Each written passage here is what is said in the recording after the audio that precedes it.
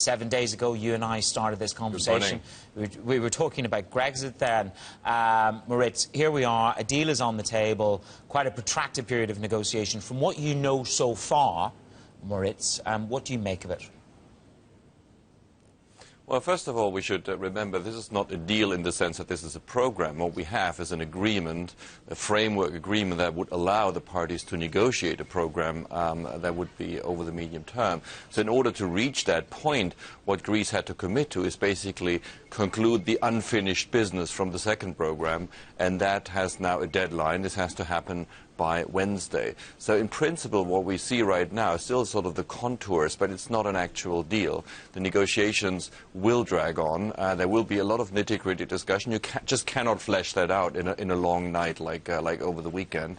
But we have at least some time now that might allow, if it goes through Parliament in Athens on Wednesday, to actually sort of find some funding that would allow to avoid a default to the ECB. And Moritz, that funding is the reference that Merkel and a number of the others use, which is bridge financing. And we're seeing some numbers here. Obviously, they've got to pay back the IMF. They've got to pay the ECB. I mean, what do you think a fair estimate of bridge financing might be, and how quickly should that be delivered, or could that be delivered, and where would it be delivered from?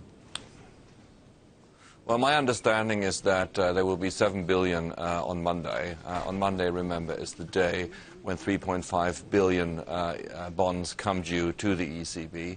There's also the backlog on the IMF. There are a couple of private sector or commercial debts that fall due.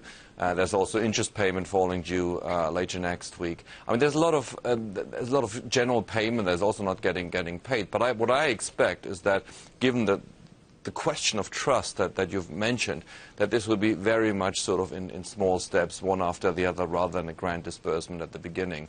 And we'll have to see what happens on Wednesday in Athens. I mean, it's really hard to stomach for some parliamentarians of the coalition, I would expect, because really what they've been negotiating for, what they asked their population to endorse in the referendum, is actually not being fulfilled. And if anything, the referendum has sort of lost the Greek government time, because in the meantime the economy and of course the financial system has deteriorated quite significantly. A new recession is all but a certainty now.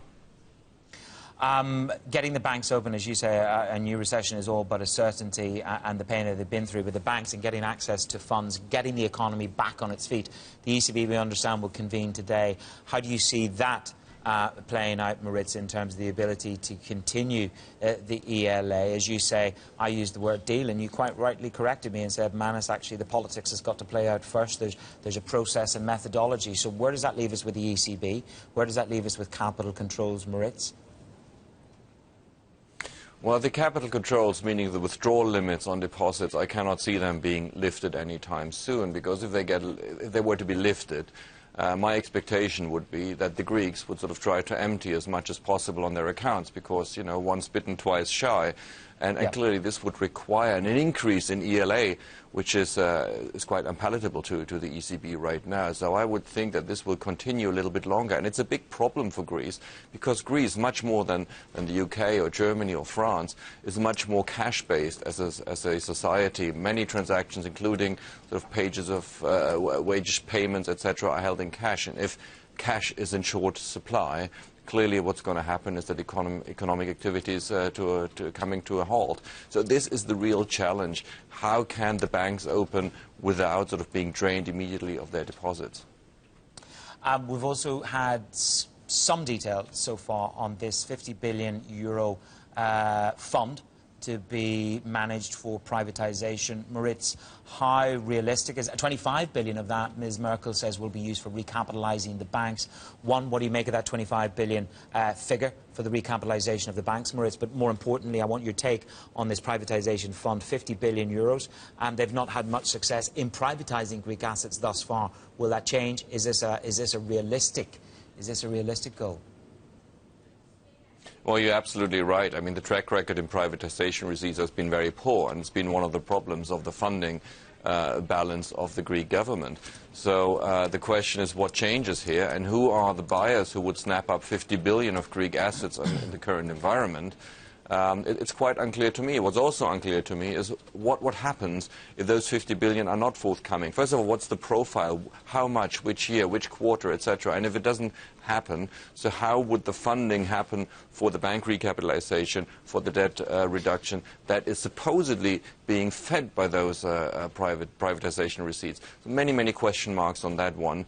But by past track record, one has to be rather cautious regarding the amount of assets that the Greek government, whether through an agency or directly, can sell. What might change now is that the perceived foot-dragging of the Greek government in selling assets may be mitigated, but 50 billion is a pretty big number, and I'm not quite clear who would be the buyers, what would be the assets that would fetch such a volume. Remember, the GDP of Greece is around 180 billion, so this is a very substantial part of the economy that's on the block here. So fair to sum that up in one word, which would be sceptical? Is that a fair representation, your take on that 50 billion fund?